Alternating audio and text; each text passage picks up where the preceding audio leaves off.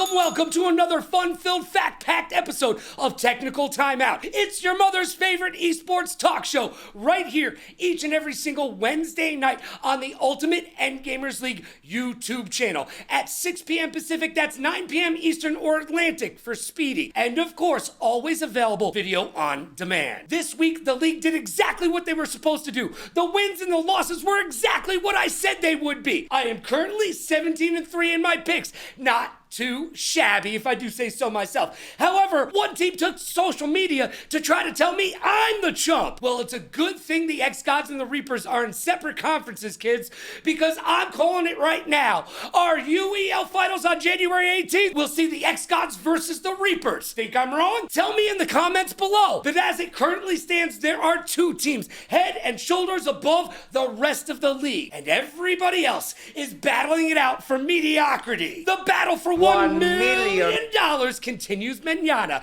as season 9 is in full effect. So I got one question for you and one question only. Are you ready? Because it's time to break forth the rhythm and the rhyme. It's time to get down like a clown like Charlie Brown and turn your frown upside down. And it is time for the UEL to shine. So let's get down to that UEL beatdown.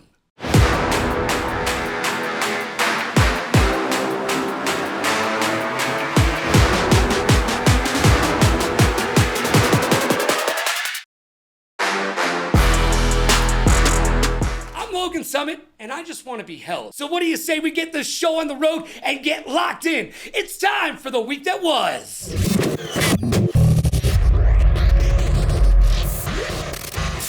Life moves pretty fast, and if you don't stop and look around, you could miss it. Newly reformed rock act Linkin Park will perform the 2024 League of Legends World Championship Anthem, and that's after a 7-year hiatus. That's right, they got the band back together after the death of frontman Chester Bennington. Linkin Park have recently announced the addition of Emily Armstrong as their frontwoman. Unfortunately, social media reminded us that she supported Danny Masterson. Yeah, you know, that guy from the 70s show who was in prison for the rest of his life with Ron Jeremy? Yeah, that guy. But in the end, it doesn't matter.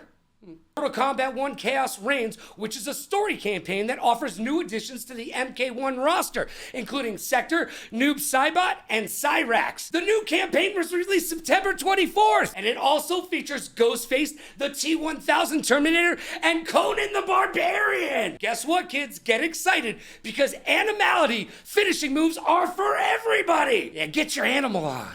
Andre 3000 is one of the greatest rappers to ever grace a microphone and one half of the Grammy-winning rap group Outkast. However, he put down the mic as he says he can't rap about colonoscopies. I beg to differ, but he hasn't stopped making music and touring. Nope, he dropped New Blue Sun, a spiritual jazz album in which Andre plays the flute. The flute? Who plays the flute? No one wants to see that except for Jethro Tull. So pick up a mic and shake it like a Polaroid picture on stage. Plus, there was this one time at band camp. Just saying. And now it's time for the champ and the chump.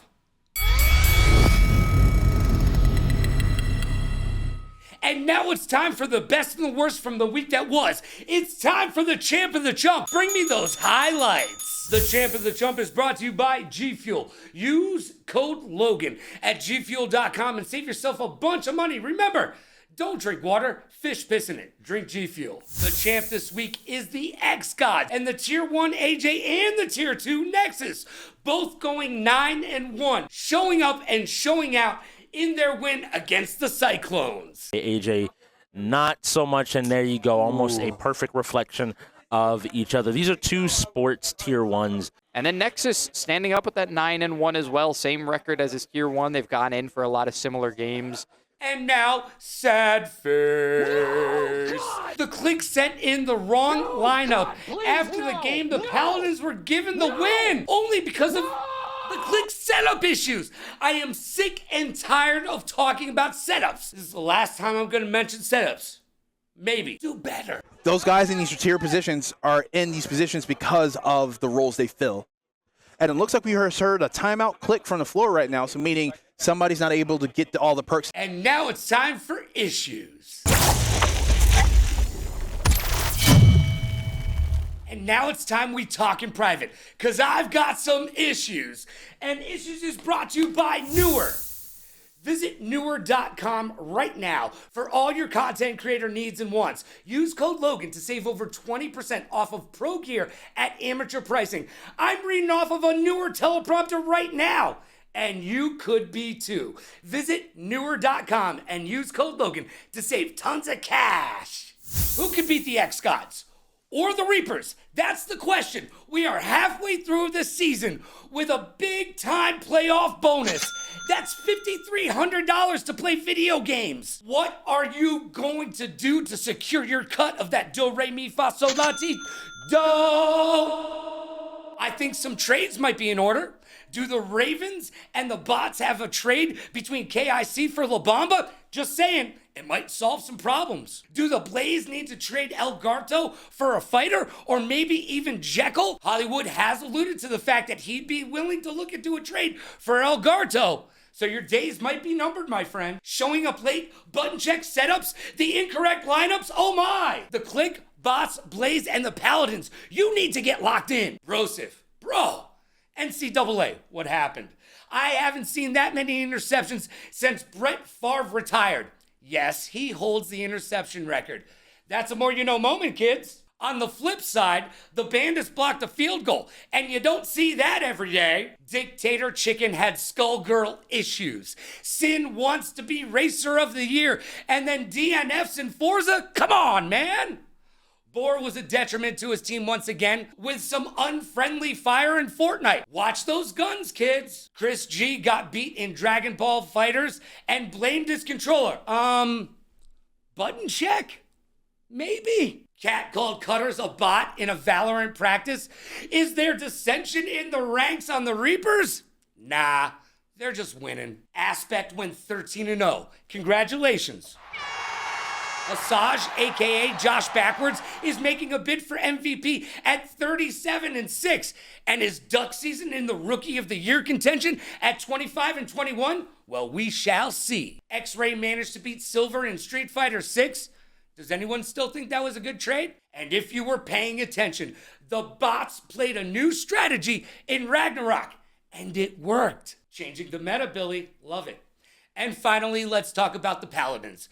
Michigan FF their way into giving me my third loss of the season. Did I mention I'm 18-3? The Click handed them the win after they had setup issues with an incorrect lineup change. Unfortunately, we taped the show on Sundays and Monday, so last week I regrettably made an error as the Click had what we thought was a win. Bad Click, bad Click. However, both Paladin owners took to social media to call me out. By the way, who talks trash on LinkedIn? I encourage all trash talk, but let's keep it to Twitter where it belongs. And as far as King Cryptic's not being in the lineup, well, you lost. So maybe he should have been starting. Furthermore, don't you have better things to do with your time? Like trying to figure out how to get your team a legitimate win? Burn. And now, let's make some predictions. I am currently 17-3 in my predictions, so let's grab the old magic 8-ball and see who's gonna get a win this week. By the way, did I mention I went 4-0 last week? Just saying. On the Thursday edition of the UEL, we see the 0-3 Shoguns versus the 1-2 Click. Now, no player on the Shoguns has a winning record. It's true. The Shoguns have lost the last 2 games by a combined 7 points, playing it close, but coaching mistakes like using all 5 timeouts in the first half are butting them in the behind like a dog after a postman. The Click will bounce back and show the Shoguns that showing up on time has its benefits. And on the Friday night game, we will see the 0-2 Wolves versus Billy and the 3-1 Bots.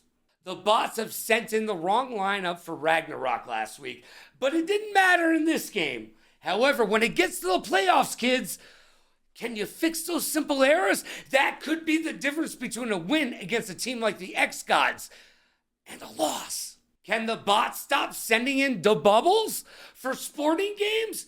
He's played more sports games than any other bot player, and he is 1-7. Stop. The bots can be on cruise control, though. Their remaining schedule is kind of cake. They've got the Wolves, the Paladins, Shoguns, Cyclones, Blaze, and then the X-Gods. And somebody send a telegram to the Wolves and let them know we are playing for $1 million. Do you hear me knocking? Well, let me in and get locked in. Bots for the win. And in my game of the week, we have the 1-2 Paladins versus the 2-1 Ravens. Do the Paladins have what it takes to perform in this league? At 1-2, their only win was a gimme from the click. However, the Ravens need to show that they are a force to be reckoned with in this league and in this season. They are in the Southern Conference, and they are in that race for third place. Yeah, that's right. I'm counting the Shoguns and the Cyclones. And I am projecting the Ravens to finish 4-5. I think the Paladins are a bad matchup for them, but who knows which Paladins team will show up. Could go either way. However, I doubted the Ravens once, and I won't do that again. So you know what? The Paladins' ownership focus is not where it needs to be, but we'll talk about that in just a bit.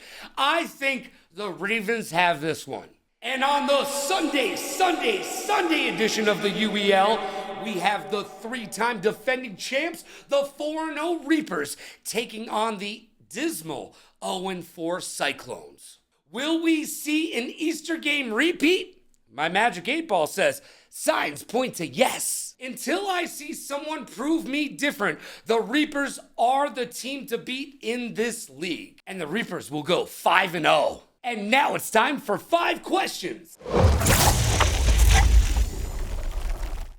I've got questions and hopefully you've got answers. And this week's guest on 5 questions is none other than the UEL Commissioner!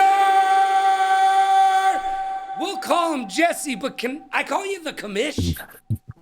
Sure, let's go for it. Michael Chiklis would be proud. And little do you know at home, he's my secret stat guy. But don't tell anybody. All right, are you ready to play 5 questions? Yeah, Logan, I'm ready to go. All right, let's start off with a good one. Are you indeed the best Halo player in the UEL? Oof. In the years past, I would say yes. I don't play a whole lot anymore.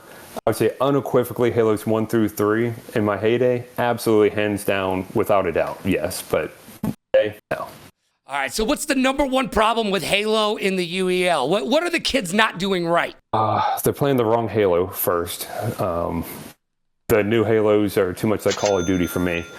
But that said, they play like Call of Duty. That's the problem. They're playing like a traditional shooter and not a Halo, right? Yes. When you have AR pistol start, you need to be grabbing your DMRs, your BRs, and holding positions on the map. So you need to lock down areas, not go running around the whole map looking for people. If you win 1-0, it's a win. It doesn't matter what you're doing. You do not run around that map. You don't leave the power weapon spawns. Rotate based on when those weapons are coming up or when power-ups come up, and know your times. Spoken like a true professional, by the way. I could hear the hamster wheel turning, and I almost feel like that's the beginning of your soliloquy. Your diatribe could go on. You should cast some Halo. All right, let's go on to question number 2. Now, this came up in the cast this week, and I have to ask you, is it McDonald's or Wendy's ice cream? Which do you prefer? I like a Frosty. Go Wendy's. Yeah, right? I mean, let's be honest.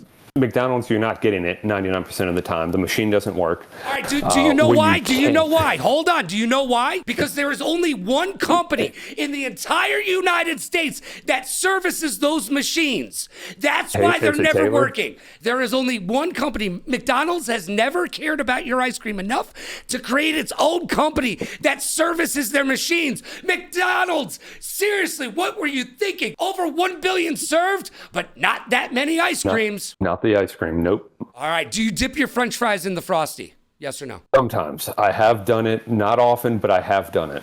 All right, so have I. I'm guilty there too. French fries and ice cream, 2 of my favorite things, not necessarily combined, but the Frosty French fry thing, if you haven't tried it, do it.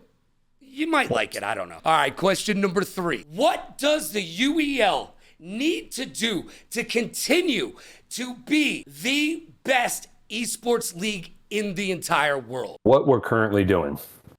Just keep doing, don't sell out different than what we're currently doing, because there's no one on this planet doing anything close to what we're doing, and keep the same trajectory.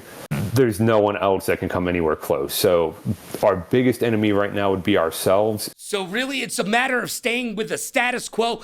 Believe in what Titus has set up as the mission statement for the company and just go all steam ahead.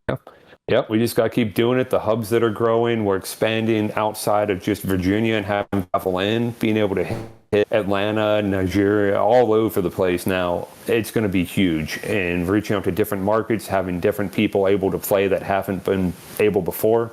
Yeah, it's just going to keep spiraling upwards. It's going to be awesome. And I completely agree with you. I'm strapped in. I am ready to take that ride. I bought the ticket. Now let's take the ride. Let's go. Question number 4. This one's going to get a smile out of you. Okay, so is it Chick-fil-A or Popeyes? Oh, without a doubt. I don't know if you can see the Chick-fil-A cow over my shoulder over there. Chick-fil-A. 100% Chick-fil-A.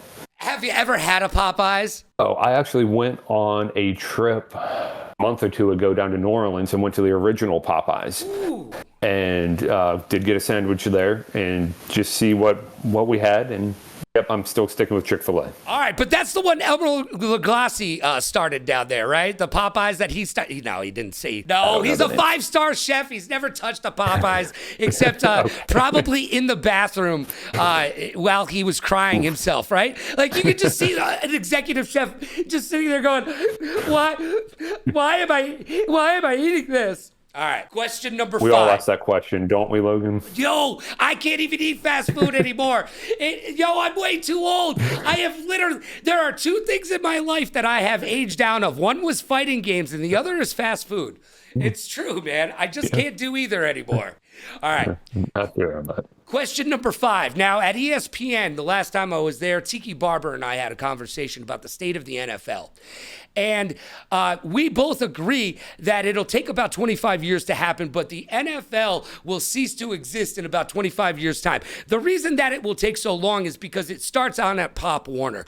The families, the parents, they stop putting their kids into Pop Warner. Thus, they end up playing other sports and high school and and college. And then at about 25 years down the road, there won't be enough NFL players to field the actual league. True or false? Tiki Barber's a genius. That's a tough one. I mean, do you agree with him? You are an ex-NFL agent. Do you agree with Tiki Barber and his summation of where the NFL is headed? I'm going to say true with an asterisk. True in that it won't exist as we know it. I do believe there'll be some iteration of it. It's too big of a business not to survive, but what it looks like is going to be very different, I believe. 25 might be a short time frame. I think it might be a little bit longer, but I do think it'll cease to exist the way we know it. But it won't cease to exist in any form. Yeah, I think flag football is going to be the wave of the future. You're going to see a lot more incorporated into that. We're going to get away from the XFL and more to what we see on college campuses and intramural sports, and that will become the next iteration of the NFL. Before I let you go, I need you as the commissioner of the Ultimate Edgamers League. Man, I need you to give us a little statement. Pump us up for the rest of the season, because this show this week has been all about trying to make everybody understand that they cannot be complacent, because we are playing for $1 million. So what do you have to say to the league? Get your setups right. All that is holy in this league, I beg you, get your setups correct.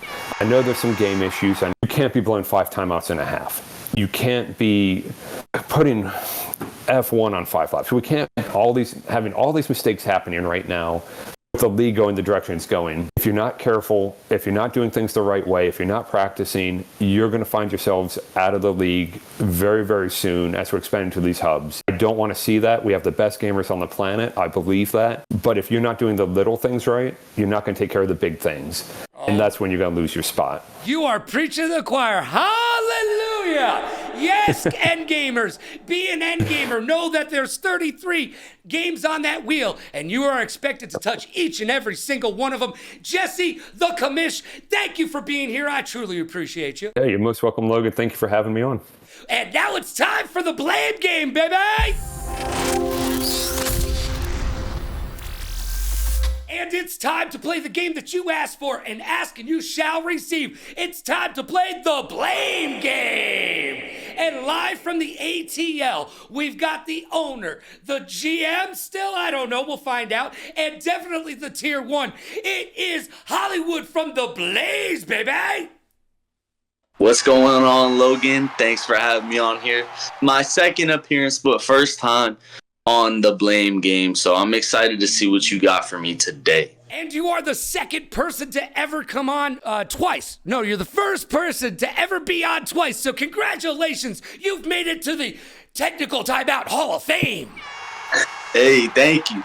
All right, but don't thank me too quickly. Don't thank me too quickly. All right, now, this week, another tough loss. And at the end of the match, you did something that league officials have told me you've never done before. Let's check out the clip. We also had probably some of the worst calls I've ever seen here at the league today. So we lost so many timeouts.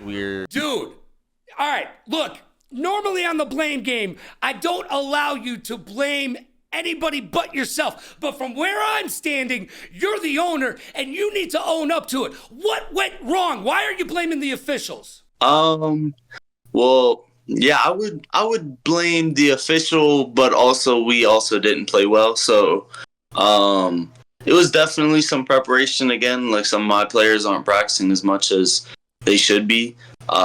We, as players that are vets in this league, we practice for $0 back then, and now you're getting paid minimally $400 a game, and they're not practicing as much as we were, and it definitely shows. So I would definitely say, like, yeah, the refs, the ref, he definitely trolled us in a heavy amount of games, and I wouldn't say it was biased, but definitely was not in our favor whatsoever that game. And definitely preparation from our rookies. Wow.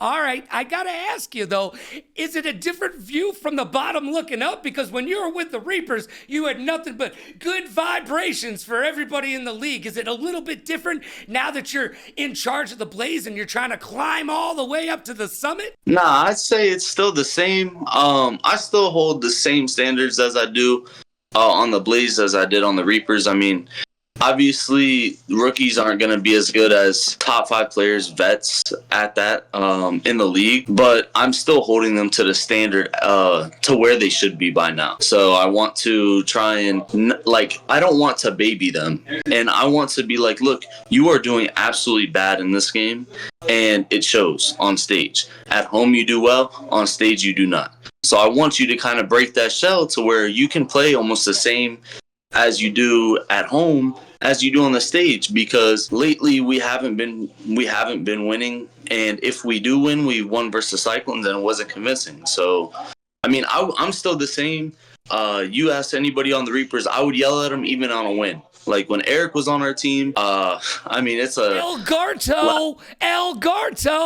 No one knows his name is Eric. Oh yeah, Garto, my bad. Well, formerly Munch, yeah, he trolled us in so many games before. I yelled at him even when we win the game. Like, I yell at everybody because I know they can do better than they do, and I don't want to hold them to a lower standard that I know they can be at. All right. They can be higher. Speaking of doing better, you've got Lockdown now to help you get locked in, but you're still having setup issues. What are you going to do to prevent this in the future? Because this can't continue, and I know it's got to be making you nuts. Yeah, I mean, I think some of it is just where, like, if me and Garto and Milk are in a game and Lockdown is trying to coach it for us, we have to prepare the rookies to go and set those games up properly. And I think the one game we did mess up on was Lethal League, but it was like both sides weren't, like, the controllers weren't connecting the whole time, and then it was just, it's Blaze setup, it's a timeout. I don't really know the call, but I feel like if both sides are having problems, it's kind of a technical. hold the timeout. But I'm not the ref this season. I don't know 100% the rules and what goes on with stuff. I try and know as much as I can, but... You are an assistant game master as well, though, so you should know the rules. All right, definitive answer. Who is to blame? Is it the officials? Is it you? Is it Lockdown? Who is to blame for the Blaze right now? Yeah, it's definitely not Lockdown. Last game, he did exactly what I asked from him. So coach, he did perfect last game. I think half our players did well, half our players did not. A big thing I would say... some of it is definitely my fault from the first half, at least. I was sending myself in on games to try and make it a 50-50 game. Yep. When in reality, I don't think we would have won it anyways. But I tried to put myself in to try and win. And that would cost us a loss and me out of rotation, which was bad. But I would say, like, I hate blaming myself because I tell everybody never to. I would say I take accountability on that. But then I do blame the ref. And always got to blame Garto, man. Always blame Garto. You're on the trading block, You know what? I blame kid. everybody. I'm not even gonna lie. He's I on the blame trading everybody. block. Myself, the ref, You're the going other to get team, rid of El Garto. the production. I blame everybody. Blame everybody. And you know why? Because it's the blame game. Thank you, Hollywood. And now it's time for my hot take. And now it's time for my hot take. Hot take is brought to you by Newhouse. Visit newhouse.com today. Use code LoganRadioRocks to save a ton of cash. Your butt will thank you in the morning. Let me ask you a question. Are you complacent? Are you good?